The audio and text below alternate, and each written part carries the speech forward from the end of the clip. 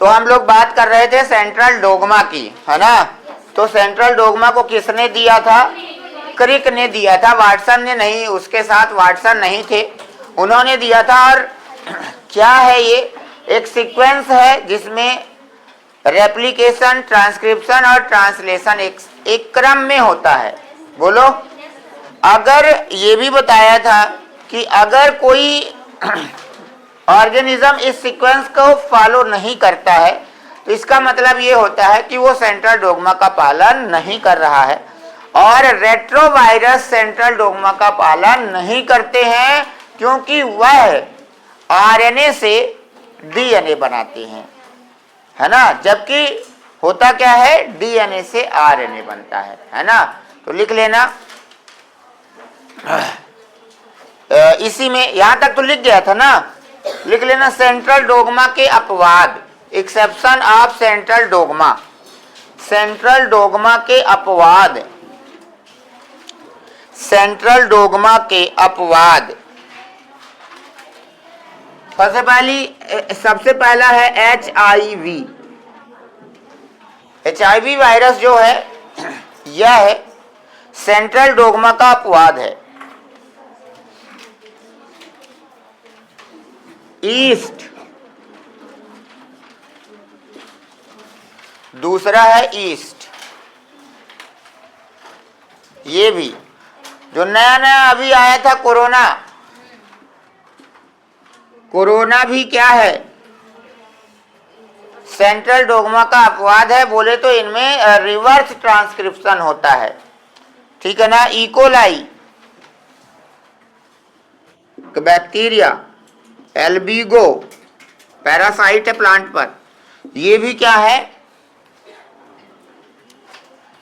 सब रेट्रोवायरस हैं, अर्थात ये सब सेंट्रल डोग्मा के अपवाद हैं, ठीक है। ये सब रेट्रोवायरस हैं।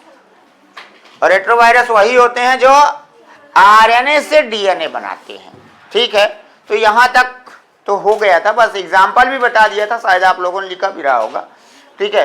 अब हम लोग एक काम करते हैं, एक बात बताओ, पता है ये जो डीएनए है ना, जो डीएनए है, एक ह्यूमन डिप्लॉयड सेल के डीएनए की लंबाई 2.2 मीटर होती है। 1 मीटर देख जाने हो ना, 1 मीटर की लेंथ इतनी, और वो कितना 2 मीटर का होता है। और उसको रखना कहाँ है? सेल के न्यूक्लियस के अंदर। तो ऐसे तो वो रखा नहीं जाएगा, सिंपल सी बात है। अगर आप ऐसे उसको फेंक दोगे तो या तो वो उलझ जाएगा या फिर उतनी कम जगह में आएगा ही नहीं, है ना। इसलिए हमको कोशिका के अंदर भी न्यूक्लियस के अंदर उसको पैक करके रखना होगा, एक निश्चित तरीके से फोल्ड करके रखना होगा। देखो अपना अगला टॉपिक रहा होगा पैकेजिंग ऑफ डीएनए। देखिए शुरू में जहां चैप्टर स्टार्ट हुआ था, है क्या पैकेजिंग ऑफ डीएनए? है। तो अब हम डीएनए को क्या करेंगे?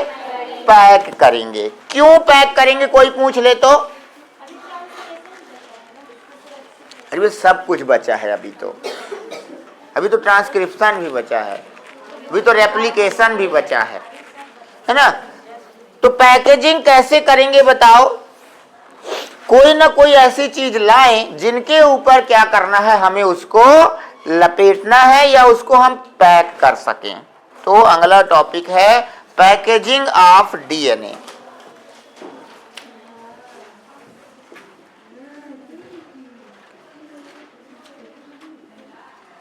डीएनए को पैक करना, पैकेजिंग ऑफ डीएनए।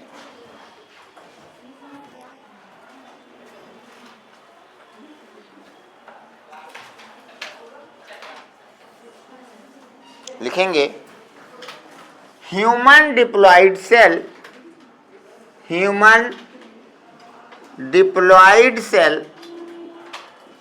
के डीएनए की लंबाई 2.2 मीटर है, 2n वाले की, जबकि हैप्लॉयड सेल की 1.1 मीटर है।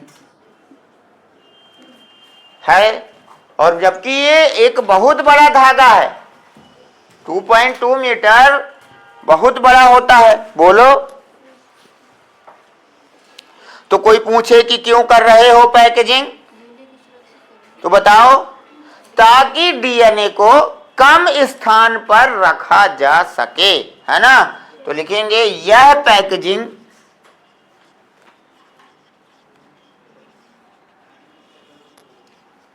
इसलिए करते हैं ताकि हम इसे कम स्थान पर रख सकें। ठीक है, क्यों करते हैं बताओ, ताकि हम डीएनए को कम स्थान पर भी रख दें। ठीक है ना। अब सोचो तुम्हारे घर में सारा सामान बिखरा पड़ा हो तो क्या उतना ही सामान आ जाएगा जितना तुम अरेंज करके रखोगे? अरेंज करके रखोगे तो क्या हो जाएगा, ज्यादा सामान आएगा। ऐसे बिखरा दोगे तो कम आएगा। ढूंढने में भी दिक्कत होगी, जब जरूरत होगी तब मिलेगा ही नहीं। तो कंघी कहाँ है और पता नहीं कहाँ चली गए, मिल ही नहीं रही, है ना। ऐसा होता ना, तो ऐसे ना तो पता यार ये तो पलंग के नीचे डरी है, जब ओकर काम है खत्म हो गया है। ऐसे यहां भी है, जब डीएनए का काम होगा तो कम से कम दिखेगा तो कि इतने की जरूरत है इतना निकाल लो, है ना। इसलिए हम कई सारी चीजों के लिए इसको क्या कर देते हैं, पैक कर देते हैं। अब इसकी सर जरूरत कब होती है? वैसे जब सेल साइकिल चलती है ना, तो डीएनए से क्रोमैटिन, क्रोमैटिन से क्रोमोसोम बनते हैं। तो सेल साइकिल के दौरान जितनी आवश्यकता होती है उतना डीएनए हम उस जहां पैक है वहां से निकालते जाते हैं। ठीक है ना। तो वहां से उसे क्या करते जाएंगे बताओ, निकाल लेंगे। तो लिखेंगे सेल साइकिल में आवश्यकता होने के अनुसार यह थोड़ा थोड़ा खुलता है। In cell cycle according to need it is open, है ना। सेल साइकिल के दौरान जितनी आपकी आवश्यकता है, सेल को जितनी डीएनए की आवश्यकता है उतना वो क्या होता जाएगा, खुलता जाएगा। ठीक है। तो डीएनए एक बहुत बड़ा धागा है, कितना, 2.2 मीटर का। इसको क्या करना है बोलो, अरेंजमेंट करना है। तो डीएनए के ऊपर कौन सा चार्ज होता है, पॉजिटिव निगेटिव, किसके कारण, फास्फेट के कारण। तो डीएनए इज निगेटिव चार्ज, है ना। और ये डीएनए है, ये निगेटिव चार्ज है। तो बताओ अगर हम इसको रैप्ड करना चाहते हैं, लपेटना चाहते हैं, तो निगेटिव में ही लपेटें या पॉजिटिव वाले में, पॉजिटिव वाले में। तो कोई ऐसी पॉजिटिव, जैसे धागा पतंग उड़ाते हैं, तो मान लो धागा निगेटिव है, तो गरारा कैसा होना चाहिए, पॉजिटिव होना चाहिए, ताकि वो उसमें आसानी से प्लस माइनस अच्छे से लिपट जाए, जब जरूरत हो तो खींच लें, है ना। तो इसके लिए हम for the packaging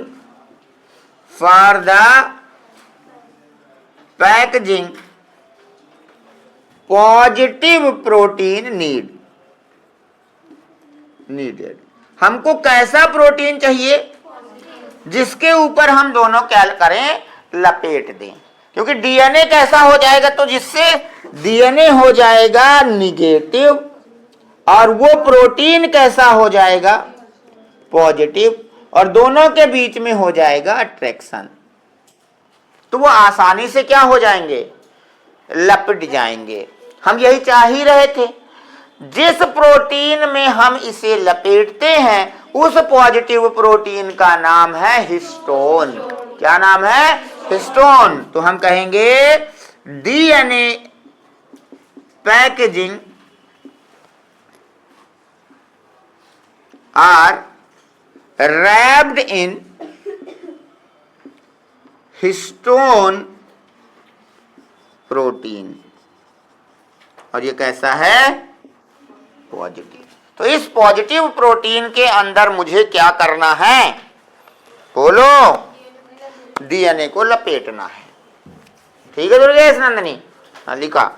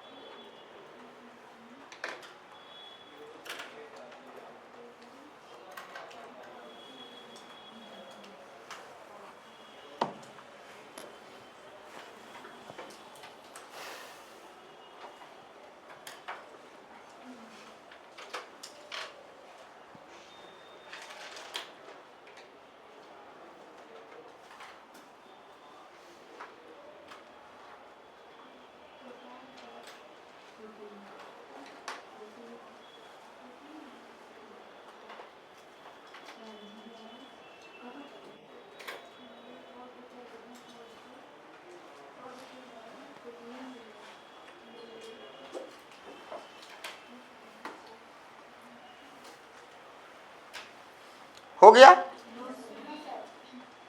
no sir? Yes sir?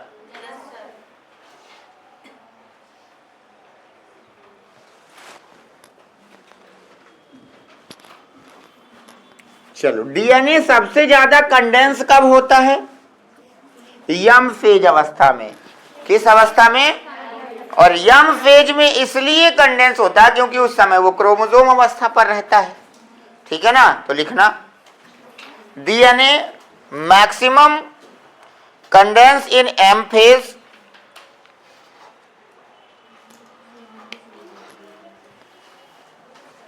DNA maximum condense in M phase. किस फेज में कंडेंस है सबसे ज्यादा बताओ?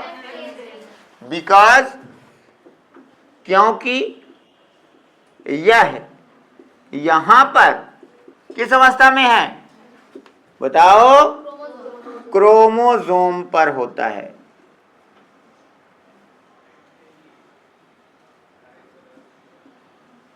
अवस्था में होता है।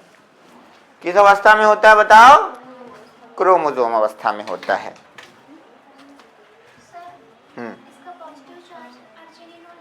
वो अभी आ जाएगा।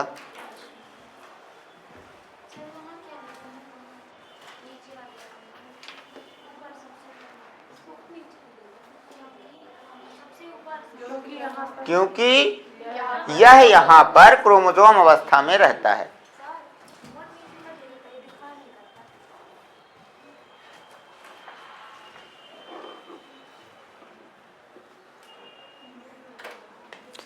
G1, G2 और S में, G1, G2 व S में यह क्रोमैटिन अवस्था में रहता है। किस अवस्था में रहता है? क्रोमैटिन में। और यम अवस्था में क्रोमोसोम अवस्था में रहता है।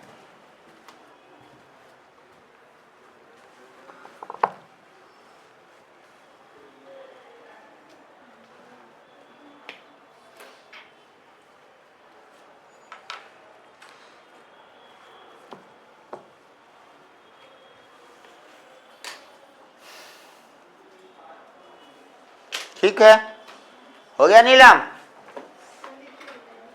बहुत बढ़िया है।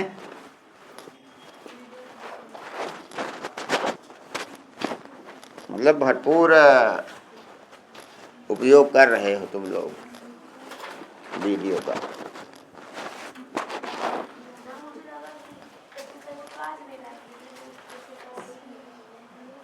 अब 31 तारीख को वीडियो डाले, सब जानते तो हो।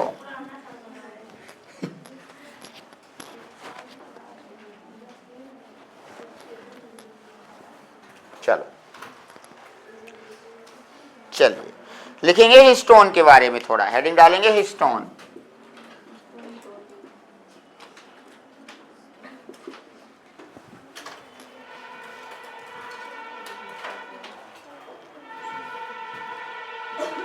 कैसा प्रोटीन है, पॉजिटिव निगेटिव? तो लिखेंगे it is positive charge protein, या पॉजिटिव प्रोटीन है ये। डीएनए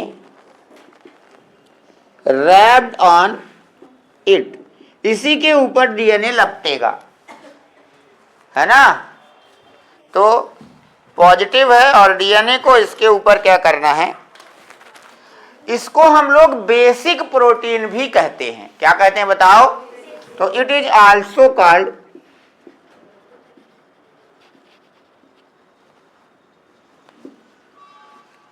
बेसिक प्रोटीन, इसे बेसिक प्रोटीन भी कहते हैं।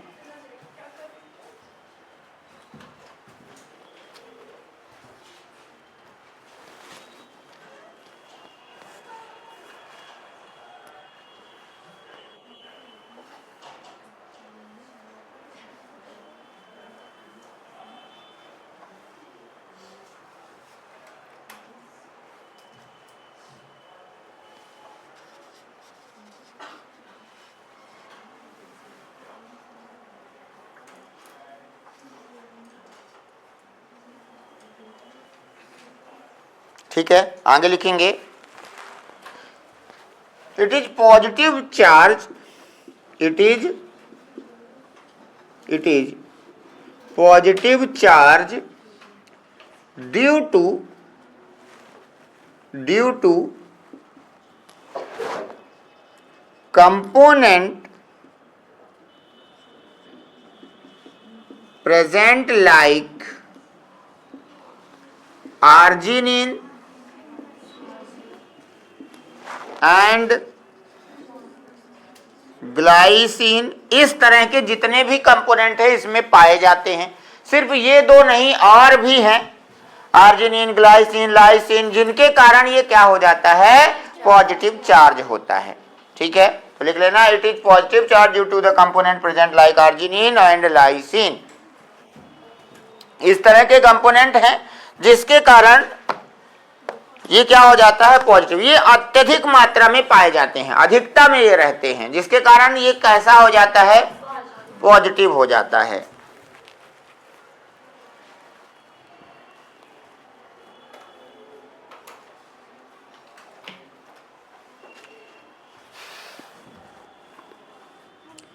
टाइप H2A, H2B, H3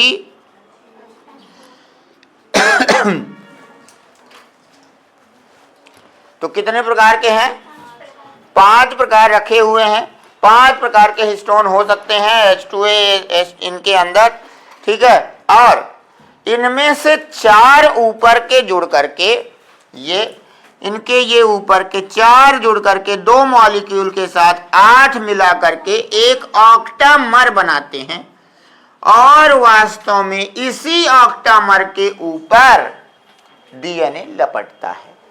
ठीक है ना। तो ऑक्टामर किसका बना है बताओ, हिस्टोन के ही प्रकारों का बना है, हिस्टोन के ही कंपोनेंट है, लेकिन इसमें ऊपर के ये 4 2 मॉलिक्यूल देते हैं, 8 तो रहते हैं, इसलिए ऑक्टामर है। और ये ऑक्टामर का हिस्टोन प्रोटीन है, ये गड़ारा है वो वाला जिसमें पतंग का धागा लपेटते हैं, वो किस काहे का है, ऑक्टामर है, हिस्टोन का। और इसमें हम क्या कर देंगे, डीएनए आकर के क्या हो जाएगा बताओ, लिपट जाएगा। डीएनए क्या हो जाएगा बताओ, तो बस जितनी इसको डीएनए को ऐसे लपेट देंगे, और जितने हमको यहां से क्या होगी, जितनी जरूरत पड़ेगी उतना ही खुलता जाएगा, है ना। कहाँ जरूरत पड़ेगी, सेल डिवीजन में, तो ये रखा रहेगा ऐसे लपटा हुआ, है ना। ये हो गया पॉजिटिव और ये हो गया निगेटिव। अब सेल साइकिल होगी और वहां जितनी आवश्यकता पड़ेगी उतना खुलता जाएगा। ये है पैकेजिंग ऑफ डीएनए। बोलो आ गया। तो सर क्या इसको खोलना जरूरी है, ऐसे ही रखा रहे? एक बात बताओ, तुम गए भोपाल और अपने कपड़े पैक करके रख लिए सूटकेस में, फिर ऐसे ही पैक कर लिए आओगे कि पहनोगे? पहनेंगे उसको, तभी तो लेके गए थे। तो ऐसे ही जब तक इसको खोलेंगे नहीं तो ये काम ही नहीं आएगा। तो भैया ये जो डीएनए है ये पैक अवस्था में रेप्लिकेशन और ट्रांसक्रिप्शन कर ही नहीं सकता है। ये रेप्लिकेशन और ट्रांसक्रिप्शन केवल खुली हुई अवस्था में करता है। मतलब DNA only active in open stage. जब ये खुला हुआ होता है तब ही रेप्लिकेशन और ट्रांसक्रिप्शन करता है। ठीक है, ये भी लिख लेना, डीएनए केवल खुली अवस्था में रेप्लिकेशन ट्रांसक्रिप्शन में भाग लेता है।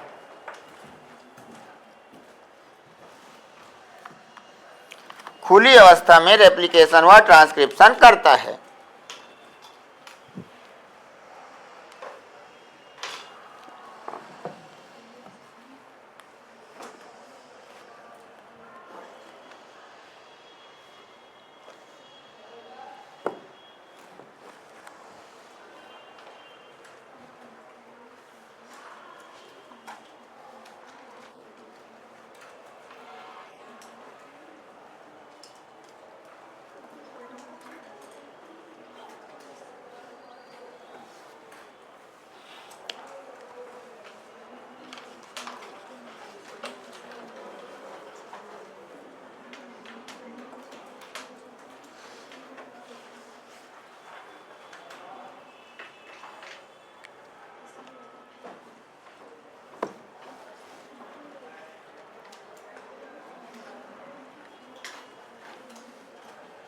ठीक है, चलिए, तो ये हिस्टोन के बारे में आपको पता चल गया कि हिस्टोन पॉजिटिव क्यों है और कैसे ऑक्टामर बना करके और डीएनए को क्या कर लेता है, लपेट के रखता है। ठीक है, अब आपने ये भी लिख लिया है कि जो डीएनए है ये जब खुलेगा तभी रेप्लिकेशन करेगा, है ना। तो डीएनए को हमने फाइनली क्या कर लिया है, डीएनए लपेट गया है रैप्ड ऑन हिस्टोन। अब जरूरत पड़ेगी तो क्या करोगे, ओपन करोगे, है ना। तो according to need it open करो। जब आप इसे ओपन करोगे तो ये एक्टिव होगा, क्योंकि ओपन डीएनए काहे में भाग लेगा, रेप्लिकेशन व ट्रांसक्रिप्शन। बोलो सही है, भाग लेगा नहीं लेगा, उसी में तो भाग लेने के लिए इसको हमने क्या करवाया है, ओपन किया है। तो ओपन वाला क्या करेगा, बोलो, भाग लेगा, है ना, क्योंकि क्या हो चुका है, ओपन हो गया है, दूर दूर चला जाएगा, है ना। ऐसा डीएनए जो ओपन होने के बाद रेप्लिकेशन और ट्रांसक्रिप्शन में काम करता है उसे हम लोग यूक्रोमैटिन कहते हैं। क्या कहते हैं, तो ये है यूक्रोमैटिन। क्रोमैटिन थोड़ा सा डीएनए का ओपन फॉर्म है ना, लेकिन ये यूक्रोमैटिन है क्योंकि ये काम कर सकता है। दूर दूर इसके धागे हैं। धागे कैसे हैं, मतलब ओपन हो गए हैं तो विरल हो गए हैं। अगर ये विरल हैं और आप इन्हें स्टेन करोगे, स्टेनिंग की जाए, इसकी स्टेन मतलब रंगना, है ना। किसी चीज से अगर इसे रंगा जाए तो इसके धागे पास पास हैं या दूर दूर हैं, बताओ। तो दूर दूर होने के कारण, जैसे एक रुमाल है उसके धागे दूर दूर हैं मान लो, और एक रुमाल है जो एकदम घना है, उसमें उजाला चढ़ाओ, किसमें आपको दिखेगा कि खूब चढ़ा है, जो पास पास धागे थे। इसीलिए यूक्रोमैटिन की स्टेनिंग कम होती है, क्योंकि इसके धागे कैसे रहते हैं, दूर दूर रहते हैं। तो स्टेनिंग या रंगने में क्या होता है, ये स्टेन कम होता है।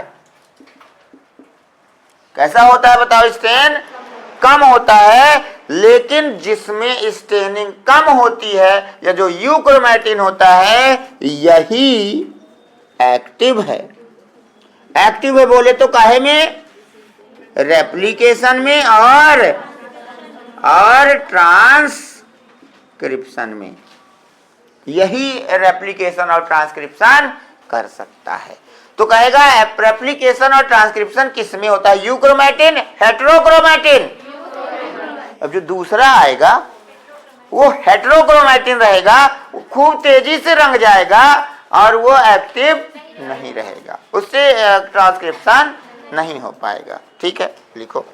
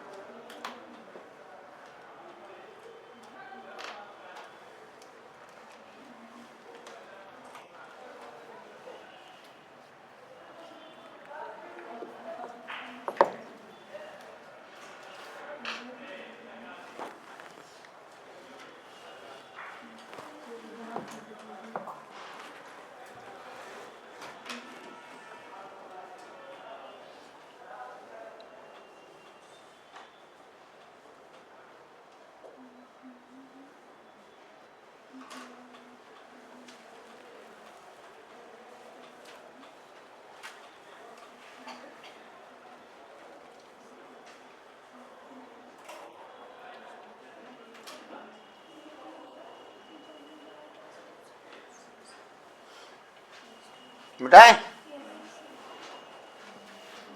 इसी प्रकार और लिख लेना। डीएनए इसी प्रकार से रैप्ड है, इसे ओपन करोगे, ये सघन रहेगा।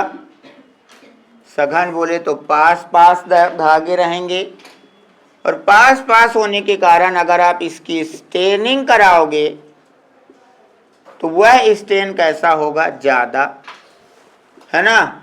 और जो ज्यादा स्टेन होता है उसी का नाम है हेटेरोक्रोमेटिन। क्या नाम है बोलो? तो ये है हेटेरोक्रोमेटिन रहेंगे।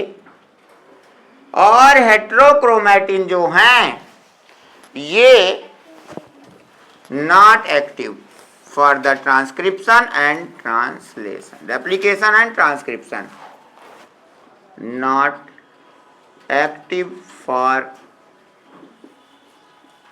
Transcription and replication. ठीक है, तो इनमें ट्रांसक्रिप्शन और रेप्लिकेशन ना हो पाएगा। चलिए,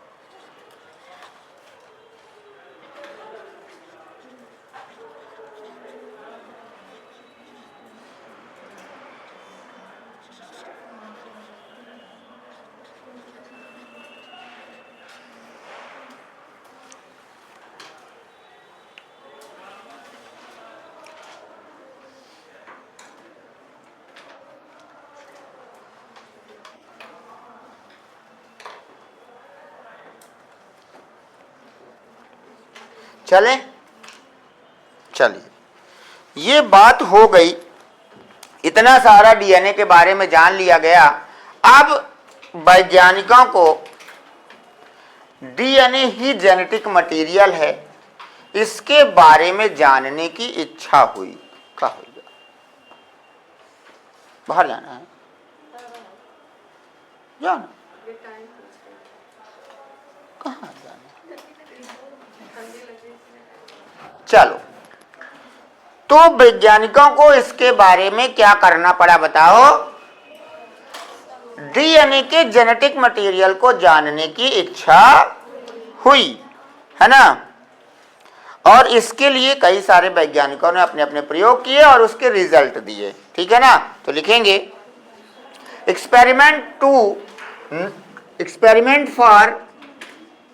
experiment for to know the DNA is genetic material। DNA he genetic material है, डीएनए ही जेनेटिक मटेरियल है के लिए प्रयोग।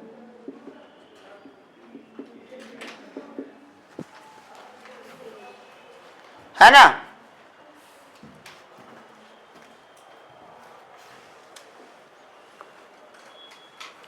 पहला है ग्रिफिथ एक्सपेरिमेंट।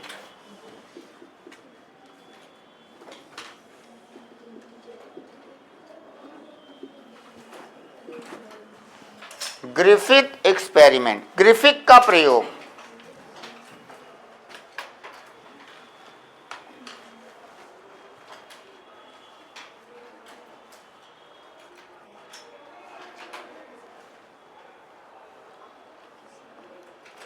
दूसरा है एवरी मैक्लियोड मैकार्टी एक्सपेरिमेंट। तीसरा है हर्शे एंड चेज एक्सपेरिमेंट। ठीक है, इन्होंने अपने अलग अलग प्रयोग किए और उस प्रयोग में ये बताने की कोशिश की कि डीएनए ही जेनेटिक मटेरियल है ना। चलो, इनको हम लोग एक एक करके तीनों के प्रयोग करेंगे और देखेंगे कि क्या किया था इन्होंने अपने प्रयोग में। हैं? सगले चूहन का मार डारें। तो ग्रिफिथ ने चूहों पर किया था, फिर आगे और आएंगे किसी और पर करेंगे। ठीक है, तो चलिए सबसे पहला हेडिंग डालेंगे ग्रिफिथ एक्सपेरिमेंट। बेटाओ नहीं? Yes yes sir. सर मैं तो ऐसे भी नहीं लिखती हूँ, मिटा दो। तो लोगों को कुछ ज्यादा ठंडी लग रही है, कपड़ा काहे नहीं पहन के होता था?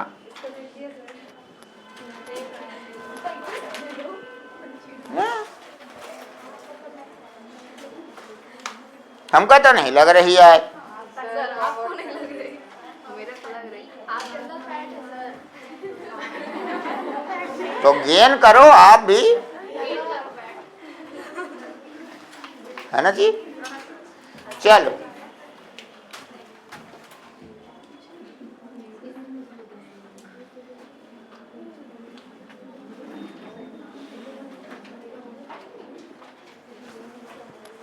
ग्रिफिथ एक्सपेरिमेंट कब किया गया था? 1928 में। तो लिखेंगे इन 1928।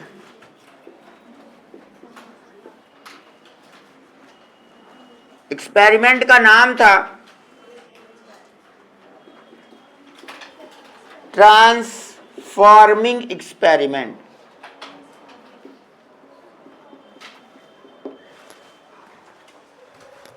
है ना, या ट्रांसफॉर्मेशन एक्सपेरिमेंट।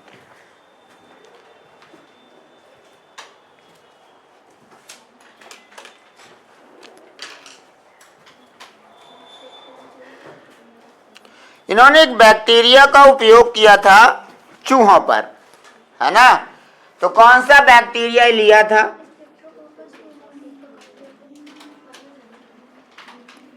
स्ट्रेप्टोकोकस बैक्टीरियाई, है ना। इसको इन्होंने क्या किया बोलो, एक्सपेरिमेंट में लिया, या इस स्ट्रेप्टोकोकस बैक्टीरिया का उपयोग किया। ये बैक्टीरिया क्या करता था बताओ? हाँ, ये क्या करता है? निमोनिया का बैक्टीरिया है।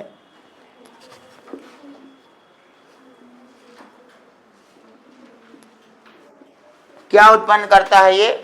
जो कि एक श्वसन से संबंधित बीमारी है। किससे? है ना। तो ये इस बीमारी का, इस बैक्टीरिया को लेकर के और एक्सपेरिमेंट कर रहे थे किस पर? हाँ, चूहा लिए हुए थे। अब देखो कितने चूहे मारते हैं, कुछ मरेंगे कुछ बचेंगे। हमें पता चला कि निमोनिया के इस बैक्टीरिया के 2 स्ट्रेन होते हैं। कितने स्ट्रेन हैं बताओ? 2 हैं। कौन कौन से? आर स्ट्रेन और एस स्ट्रेन, है ना। तो ये है एस स्ट्रेन और ये है आर स्ट्रेन। आर एस का फुल फॉर्म है, ये स्मूथ है, और ये है रफ स्ट्रेन, रफ है। ठीक है। रफ माने खुरदुरा, और इसके माने इनकी बॉडी के सतह के आधार पर इन्होंने इसका नाम रखा। लेकिन ये बीमारी देते थे, ये वायरुलेंट हैं। जो वायरुलेंट वो होते हैं जो बीमार कर देते हैं, बीमारी फैलाने में सक्षम हैं। तो ये कैसे थे बताओ? वायरुलेंट हैं। और ये कैसे हैं बोलो? नॉन वायरुलेंट हैं। मतलब ये निमोनिया उत्पन्न नहीं कर पाएंगे। ये क्या करेंगे? निमोनिया उत्पन्न कर सकते हैं और ये वाले नहीं कर सकते हैं। तो याद रखना, जब मैं ये यस स्टेन लगाएंगे हम लोग किसी चूहे पर, तो ये उस चूहे को क्या कर देगा? किल कर देगा। और जब ये हम लगाएंगे तो वो चूहा लाइव रहेगा। क्यों? क्योंकि ये बीमारी ही नहीं उत्पन्न करता है। अब हम यही करेंगे जो ग्रिफिथ ने किया था। इंजेक्शन लगा रहा था किसके? चूहों के। एक बार यस स्ट्रेन लगा रहे थे, एक बार आर स्ट्रेन लगा रहे थे। जब यस स्ट्रेन लगाते थे तो मर जाता था, जब आर स्ट्रेन लगाते थे तो नहीं मरता था। फिर उन्होंने कोई एक नई चीज की और देखा तो नई चीज मिली। देखते हैं क्या किया था। चलो पहले इतना बनाओ।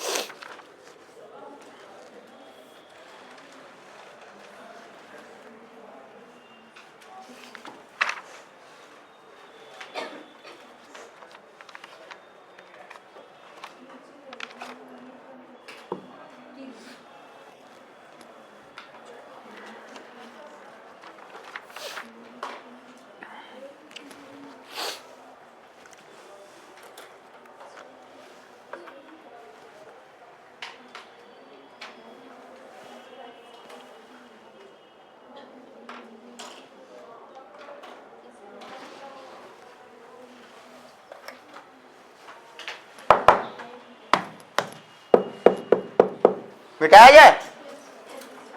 बोलो।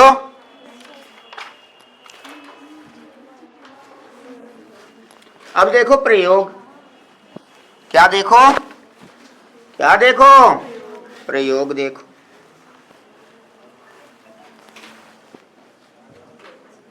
प्रयोग थोड़ा, किसका मोबाइल बजा है? किसी के में आया है, मेरे में नहीं।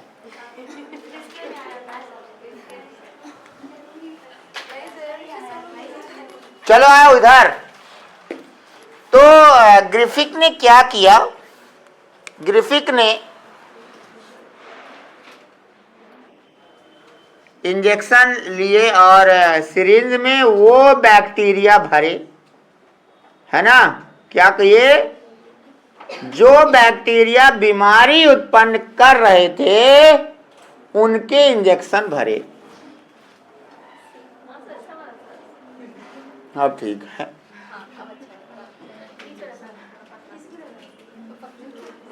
हाँ तो आगे से है तो पतला।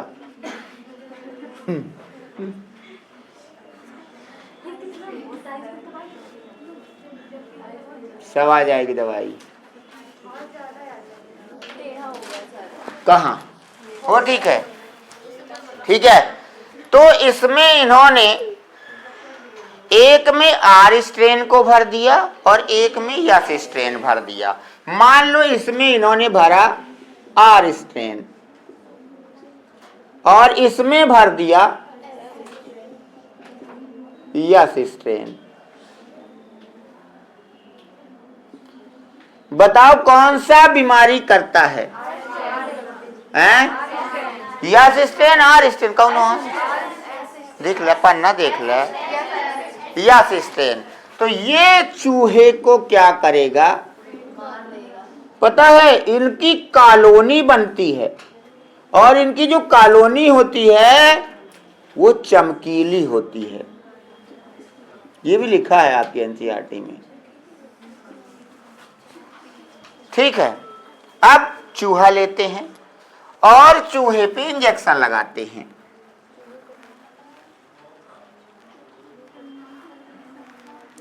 ये एक चूहा लिया और इस पर इन्होंने आर स्टेन लगा दिया, है ना?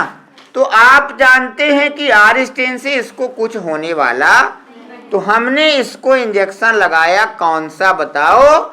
आर स्टेन का। बताओ चूहा मरेगा या बचेगा?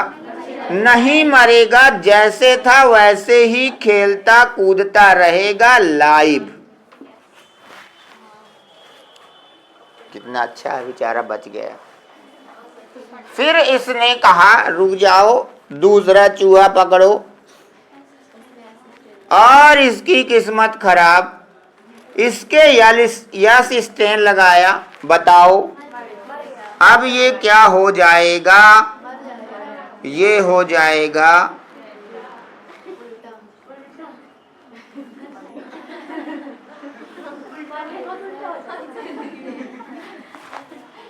मर गया। और मरने के बाद ऐसे थोड़ी ना बैठा रहता है। मरने की एक्टिंग कोई करता है तो कैसे करता है? आओ कैसे करता है बताओ? कभी तो देखा होगा किसी से। ठीक है, अब क्या करेंगे? अब इसने एक्सपेरिमेंट करना चालू किया। बोला इससे मर जाते हैं, बोले हाँ। तो इसने क्या किया? इस यस स्टेन को हीट किल्ड किया, बोले तो गर्म करके, और फिर इंजेक्शन में भरा और फिर लगाया। तो ये चूहा पकड़ा और इसके हीट किल्ड यस स्टेन लगा दिया। यस स्टेन से मर जाते थे, लेकिन हीट किल्ड किया तो उसने देखा कि लाइव है। तो इसमें कोई बड़ी बात नहीं थी, क्योंकि वो तो बैक्टीरिया को हमने गर्म कर दिया तो मर गए होंगे, तो नहीं तो क्या होगा? कुछ नहीं होगा। ठीक है। अगली बार क्या किया इसने? देखो इससे जिंदा था और इससे जिंदा था। बताओ काहे काहे से जिंदा था? यस स्टेन हीट किल्ड से और आर स्टेन से जिंदा था। अगली बार इसने क्या किया? अगली बार इसने आर स्टेन लिया plus yes strain heat killed लिया, तो यहां इससे भी लाइव था, इससे भी लाइव था, और ये इंजेक्शन इस चूहे के लगा दिया, दोनों का मिक्सचर, और देखा कि चूहा मर गया। इनका दिमाग ही खराब हो गया कि इससे और इससे जिंदा है, तो दोनों को मिला के देने से क्यों मर रहा है, जबकि क्या होना चाहिए, यह लाइव होना चाहिए था, पर हो न सका, मर गया। इन्होंने क्या किया, इस चूहे पर स्टडी की, अध्ययन किया कि काहे मरा। तो देखो उसमें डाला था आर स्टेन, और यह स्टेन हीट किल्ड, लेकिन जब इसने इसकी स्टडी की तो इसको यस स्ट्रेन लाइव मिला। बताओ, दिया ही नहीं था, क्या ये वाला दिया था, हमने तो ये दिया था, और प्लस ये हीट किल्ड दिया था, तो इसमें तो वो था ही नहीं, ये जिंदा वाला मर गया। जिंदा वाला कहां से आ गया, यस स्टेन जिंदा, ये कहां से आ गया। इन्होंने ये पता लगाया, तो इन्हें ये पता चला जो यस स्ट्रेन हीट किल्ड था, ये यस स्ट्रेन हीट किल्ड था, जो यस स्ट्रेन हीट किल्ड था, इसका केमिकल कहां चला गया, आर स्टेन में गया। मरने के बाद इसका केमिकल इस पे आ गया। आ गई बात समझ में, है ना। यस स्टेन हीट किल्ड का केमिकल आर स्टेन पर आ गया, और उस आर को यस में बदल दिया, और इसीलिए वो यस कैसा आ गया, और वो लाइव आया, तो उसको उसने मार डाला। उसने कहा कि ये जो चीज है, ये कोई ना कोई ट्रांसफर हुआ है केमिकल, और वही केमिकल जेनेटिक मटेरियल निकलेगा, डीएनए वही ट्रांसफर हुआ होगा। तो उन्होंने कहा कुछ ना कुछ तो था जो इसके बाद वहां उस पे चला गया, और उसने उसको क्या कर दिया, मार दिया। ये किसका प्रयोग था, इसमें अभी लिखना भी है।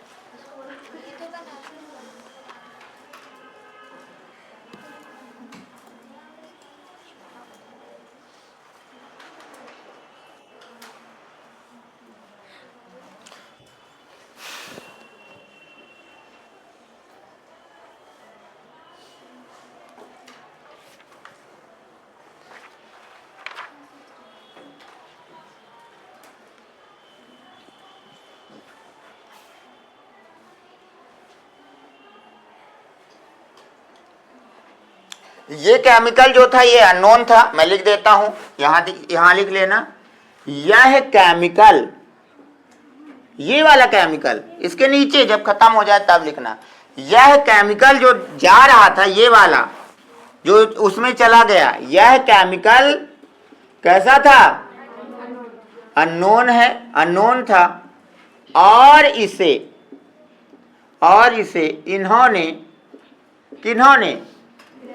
इन्होंने ट्रांसफॉर्मिंग प्रिंसिपल कहा, है ना। क्या कहा कि वो कोई ट्रांसफॉर्मिंग प्रिंसिपल है, वो केमिकल जो यहां से वहां क्या हो रहा है, ट्रांसफर हो रहा है, इसीलिए उसने चूहे को मार दिया। आ गई बात समझ में। बहुत अच्छे हैं आप लोग, कितनी जल्दी समझ जाते हैं। ठीक है, चलिए इसके बाद नया एक्सपेरिमेंट कल आएगा, दूसरा वाला। ठीक है, यहां तक आ गई ये बात समझ में। तो एवरी मैकलोड एक्सपेरिमेंट कल।